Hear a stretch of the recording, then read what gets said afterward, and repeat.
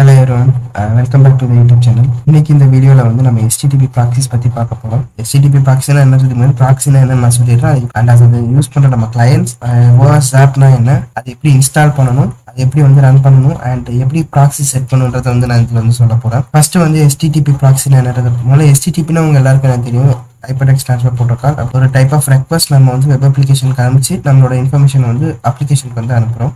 So ஒரு ப்ராக்ஸின்றது nothing but இது வந்து கிட்டத்தட்ட ஒரு மேன் இன் த மிடில் மாதிரி தான். ஒரு ப்ரௌசர் நடுவில் வந்து ஒரு HTTP கிளையண்ட் அண்ட் அதுக்கப்புறம் வெப் அப்ளிகேஷன். நம்ம ப்ரௌசர்ல இருந்து போற எல்லாத்தையும் இது கேப்சர் பண்ணி அதை வந்து நம்ம எதை மாடிஃபை பண்ணோம் மாடிஃபை பண்ணி அதை வந்து நம்ம அப்புறம் வெப் அப்ளிகேஷன் அனுப்புறது தான் இந்த ப்ராக்ஸியோட மெயினான வேலை. So some of the HTTP clients, ஒன்று வந்து கர்ல், இன்னொன்று சோப் UI, இன்னொன்று போஸ்ட்மேன். இதெல்லாம் வந்து HTTP கிளையன்ட்ஸ். இதெல்லாம் வச்சு நம்மளால ஒரு HTTP ரெக்வஸ்ட் வந்து அனுப்பவோ இல்லை அதை வந்து மாற்றவோ முடியும். நம்ம வந்து ஜாப் ஏன் யூஸ் பண்றோம் அப்படின்னா டிராஃபிக் வந்து ரெக்கார்ட் பண்றதுக்கோ இன்ஸ்பெக்ட் பண்றதுக்கோ இல்லை மாடிஃபை பண்றதுக்கோ நமக்கு வந்து யூஸ்ஃபுல்லா இருக்கும். அது மட்டும் இல்லாம ஒரு நிறைய வல்னரபிலிட்டிஸ் பத்தின ஒரு ரேஞ்ச் ஆஃப் ரிப்போர்ட்ஸ் இதுல இருக்கு. அதை டிடெக்டும் பண்ண முடியும் ஜாப் வச்சு.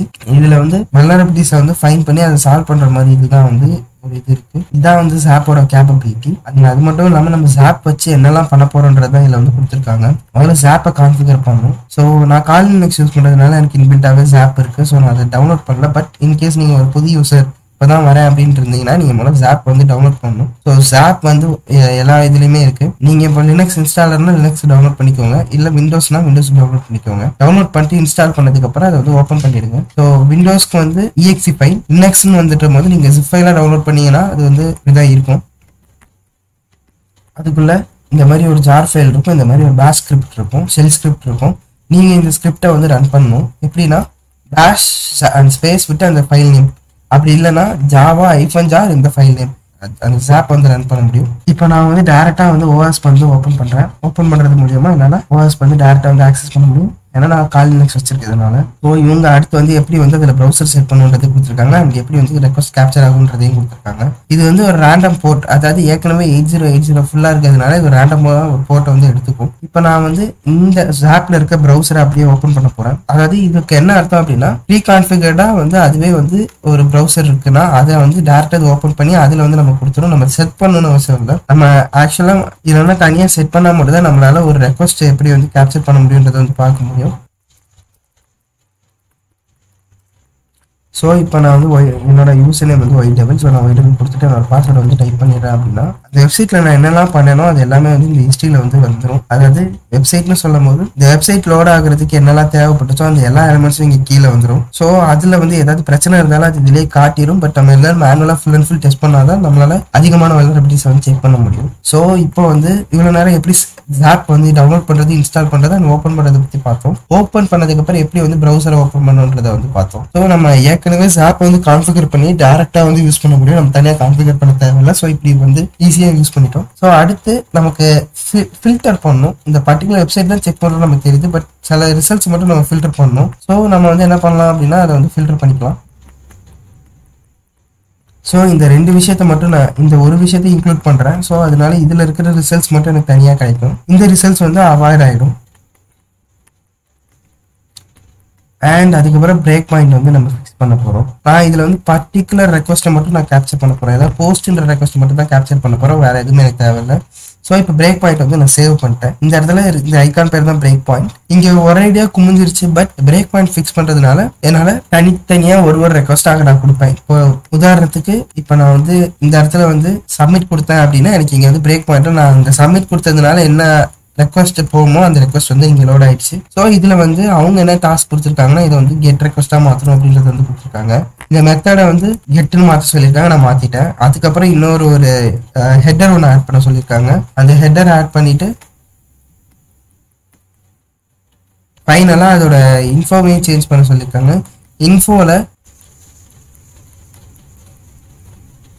அண்ட் இதை டைப் பண்ணும்போது பார்த்து டைப் பண்ணுங்க, ஏன்னா இது கொஞ்சம் கேஸ் சென்சிட்டிவ். இதுதான் வந்து நம்மளோட இதோட பாடி. ஸோ இது வந்து வேர்ப் சூட்ல வந்து இது ஃபுல்லா இருக்கும், இது தனியா இப்படி இருக்கும். ஸோ இதான் வந்து அந்த இன்டர்ஃபேஸோட டிஃபரன்ஸ். பட் மற்றபடி மோரோவர் வந்து ஃபங்க்ஷன்ஸ் எல்லாம் சேமா தான் இருக்கும். இதுக்கும் இதுக்கான விஷயம் இது பிகினர் ஃப்ரெண்ட்லியா இருக்கும். அது பிகினர்ஸ்க்கு வந்து பெருசா வந்து எக்ஸ்பீரியன்ஸ் இல்லைன்னா இதுல பழகிறது வந்து ரொம்ப ஈஸியா இருக்கும். வேர்ப் சூட்ன்றது வந்து ப்ரொஃபஷனல்ல வந்து நிறைய இன்னும் ஆப்ஷன்ஸ் இருக்கு. ஸோ இப்போ வந்து இதை நான் வந்து அனுப்பிட்டேன் அப்படின்னா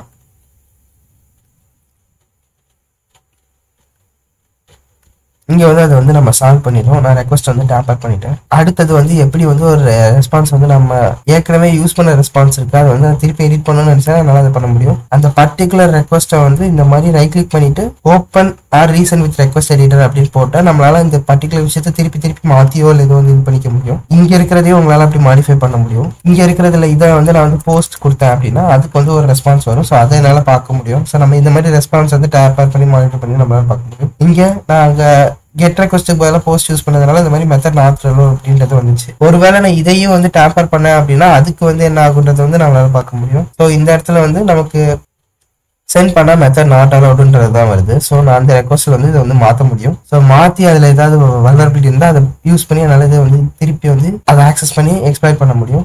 இப்போ ஜாப்குள்ள போயிட்டீங்க அப்படின்னா இவ்வளோ நேரம் நம்ம பார்த்தது எல்லாமே வந்து எஸ்டிடிபி ரெக்வஸ்ட்டாக தான் இருக்கும் full and full. But in case நம்ம எஸ்டிடிபி இதை வந்து எஸ்டிடிபிஎஸ்ங்கும் போது நத்திங் பட் நம்ம நார்மலாக எஸ்டிடிபியில் எல்லாத்தையும் பிளெயின் டெக்ஸ்ட்டாக அனுப்புவோம். அதாவது எல்லாருக்கும் எல்லாமே தெரியும். பட் எஸ்டிடிபிஎஸ்னு வரும்போது அதை கோட் பண்ணி அனுப்புகிறோம். ஸோ இந்த இடத்துல வந்து நான் என்ன பண்ணிட்டேன் அப்படின்னா ஆப்ஷன்ஸில் அந்த டைனமிக் எஸ்எஸ்எல் சர்டிஃபிகேட் வந்துட்டு கோ டு நியூ ஸ்க்ரீன் கொடுக்கும்போது கீழே சர்வர் சர்டிஃபிகேட்ஸ் நெட்ஒர்க்கில் வந்து சர்வர் சர்டிஃபிகேட்ஸ் இருக்கும். ஸோ இதை நம்ம வந்து சேவ் பண்ணணும். இந்த சர்டிஃபிகேட்டை வந்து நம்ம ப்ரௌசரில் வந்து சேவ் பண்ணால் மட்டும்தான் அதை வந்து ரன் பண்ண முடியும். ஏன்னா இது ஒரு ப்ராக்ஸின்றதுனால நம்மளோட சர்டிஃபிகேட் இல்லாமல் அதை வந்து உங்களால் அதுக்கு அனுப்பி அதை யூஸ் பண்ண முடியாது. ஸோ இப்போ நான் வந்து நம்ம ஃபயர்ஃபாக்ஸ்குள்ளே போயிடுறேன். இப்போ வந்து நான் செட்டிங்ஸ் யூஸ் பண்ணணும். இப்போ வந்து நான் ஆட் பண்ண போகிறேன். இல்லைன்னா நமக்கு இன்னொரு ஆப்ஷன் இருக்கு. இப்படியும் பண்ணலாம். மேனுவலாகவும் நம்மளால ப்ராக்ஸி ஆட் பண்ண முடியும். அதையும் நான் காட்டுறேன். அப்புறம் வந்து சர்டிஃபிகேட் அப்படின்னு போயிட்டு இதில் வந்து இம்போர்ட் கொடுத்துட்டு அத்தாரிட்டிஸில் இம்போர்ட்டும் கொடுத்தேன் அப்படின்னா எனக்கு அந்த பர்டிகுலர் விஷயத்தை வந்து கேட்கும். நான் வந்து அதை வந்து செலக்ட் பண்ணி எங்கே சேவ் பண்ணுமோ அதை செலக்ட் பண்ணி ஓப்பன் பண்ணிட்டேன் அப்படின்னா ஆட் ஆகிடும். ஏற்கனவே ஆட் பண்ணதுனால இது இப்படி கேக்குது. ட்ரஸ்ட் பண்றது நம்ம ரெண்டையும் ட்ரஸ்ட் ஆப்ஷன் கொடுத்துட்டு ஓகே கொடுத்துட்டோம் அப்படின்னா ஆட் ஆயிடும். ஸோ இப்போ எப்படி வந்து ப்ராக்ஸி செட் பண்றது, ஃபயர்ஃபாக்ஸ்ல எப்படி ப்ராக்ஸி செட் பண்றதுன்னு பார்க்கலாம். இப்போ இந்த மாதிரி செட்டிங்ஸ்குள்ள போயிட்டு அந்த சர்ச்ல வந்து ப்ராக்ஸிங் செட் பண்ணீங்கன்னா நெட்வொர்க் செட்டிங்ஸ்ல இப்படி காட்டும். ஸோ நம்ம மேனுவலுக்கு மாத்திட்டு ஏதாவது யூஸ் பண்ணாத ஒரு போர்ட்டுக்கு வந்து நம்ம இதை வந்து மாத்திடணும். இப்போ 8081 யூஸ் பண்ணலன்னா 8081 வந்து நம்ம கொடுக்கணும். சரி, இதில் வந்து ஐக்கு மட்டும்தான். இதில் அந்த நம்பர் 8081 வந்து நான் மாற்றிடுறேன். இதே வந்து எஸ்டிடிபிஎஸ்க்கு யூஸ் பண்ணணும்னு கொடுத்துட்டு ஓகே கொடுத்துட்டா இந்த பர்டிகுலர் ப்ராக்ஸி வழியா நமக்கு வந்து இன்ட்ரடாக்ஸ் ஆகும். ஸோ அது வந்து இங்கே வந்து நமக்கு லோட் ஆகும். நம்ம வந்து இதில் வந்து நம்மளோட இதையும் மாற்றணும். இதே ஆப்ஷன்ஸில் வந்து நம்மளால அந்த பர்டிகுலர் இதையும் மாற்ற முடியும். இந்த லோக்கல் ஹாஸ்ட் வந்து இங்கே வந்து 8080 இருக்கிறத வந்து நான் வந்து 8088 இல்லை 89 சம்திங் எனக்கு தேவைப்படுற போர்ட்டில் வந்து நான் மாற்றிட்டு ஓகே கொடுத்தேன் அப்படின்னா இந்த பர்டிகுலர் போர்ட் வழியாக இதாகும். இப்போ இங்கே வந்து 8090 கொடுத்தேன்னா என்னோட டிராஃபிக் வந்து அந்த 8090 வழியாக தான் போகும். ஸோ எனக்கு ஒருவேளை புரியலை அப்படின்னா இன்னொரு கமெண்ட்ல வந்து மென்ஷன் பண்ணுங்க. இதை நான் திருப்பி தெளிவாக எக்ஸ்பிளைன் பண்ணுறேன். ஸோ இப்போ நம்ம வந்து ப்ராக்ஸி வந்து மேனுவலாக வந்து எப்படி ஃபயர்ஃபாக்ஸில் பண்ணுறதுன்னு பார்த்தோம். சேம் ப்ரொசீஜர் தான் வந்து நம்ம இதுக்கும் அதாவது குரோம்க்கும் இதை தான் அவங்க சொல்லியிருப்பாங்க. எப்படி மேனுவலாக வந்து எல்லாத்துலேயும் ப்ராக்ஸி செட் பண்றது, விண்டோஸ்ல எப்படி செட் பண்ணணும் அப்படின்ட்டு. விண்டோஸ்ல வந்து நம்ம தனியா வந்து அதுக்குன்னு ஒரு ஆப்ஷன் கொடுத்துருப்பாங்க, அதில் அப்படி செட் பண்ணணும். இது மேக்கு கொடுத்துருக்காங்க. உங்களால ஹாஸ்ட் ஃபைல்லையும் இந்த மாதிரி மாடிஃபை பண்ணியும் உங்களால பண்ண முடியும் அப்படின்னு கொடுத்துருக்காங்க. அதாவது இந்த பர்டிகுலர் விஷயத்துக்கு இந்த இதை கொடுத்து நம்ம அதை வந்து இது பண்ணலாம் அப்படின்ற மாதிரி சொல்லியிருக்காங்க. அண்ட் ஃபைனலா எப்படி வந்து பர்ப் ஷூட்ல வந்து ரெக்வஸ்ட் கேப்சர் பண்ணணும். பர்ப் ஷூட்னு வரும்போது உங்களுக்கு ப்ராக்ஸில வந்து இதே மாதிரி ஆட் பண்ணிடணும். ஏன்னா அங்க வந்து ரன் ஆகிட்டு இருக்கு. ஸோ பட் நார்மல் டைம்ல வந்து நீங்க இதை மாதிரி ஆட் பண்ணணும்னு அவசியம் இல்லை. ஏன்னா பேசிக்கா 8080 ஃப்ரீயா தான் இருக்கும். ஸோ டேரக்டா யூஸ் பண்ணிக்கலாம். ஸோ இப்போ என்ன பண்ணணும் அப்படின்னா நான் இன்டர்செப்ட்ன்றதை ஆன் பண்ணிடுறேன். இப்போ எனக்கு வந்து இதே மாதிரி சர்டிஃபிகேட் இதுலயும் வந்து இம்போர்ட் பண்ணணும். ஸோ நான் என்ன பண்ண போறேன் அப்படின்னா ஃபயர்ஃபாக்ஸ்ல சர்டிஃபிகேட் இம்போர்ட் பண்ண போறேன். ஸோ HTTP அப்படி டைப் பண்ணீங்கன்னா அந்த CA சர்டிஃபிகேட் டவுன்லோட் பண்ற பேஜ் வந்து வந்துடும். சாரி, ப்ராக்ஸில வந்து நான் இங்க வந்து ப்ராக்ஸி யூஸ் பண்றேன். நம்ம என்ன பண்ணணும்னா ஆப்ஷன்ஸ் கொடுத்துட்டு இங்க ஆட் கொடுக்கணும். அதாவது இது ஒரு எக்ஸ்டென்ஷன் தான். ப்ராக்ஸி அப்படின்னு டைப் பண்ணீங்கன்னாவே வரும். நீங்க வந்து அதை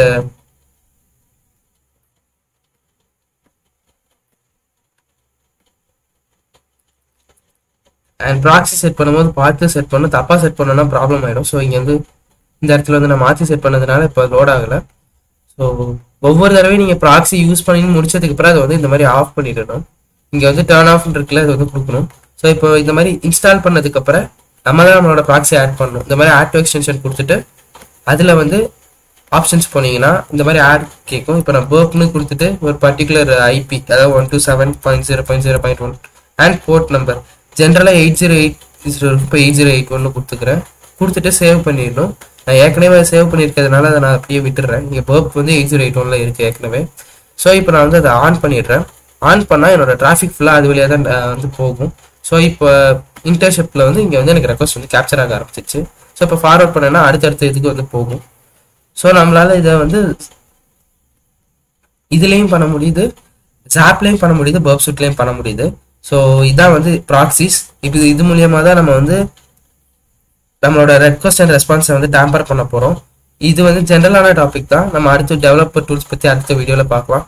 உங்களுக்கு ஏதாவது டவுட்ஸ் இல்லை ஏதாவது விஷயங்கள் வந்து புரியலைன்னா இந்த வீடியோ கீழே வந்து கமெண்ட் பண்ணுங்கள்.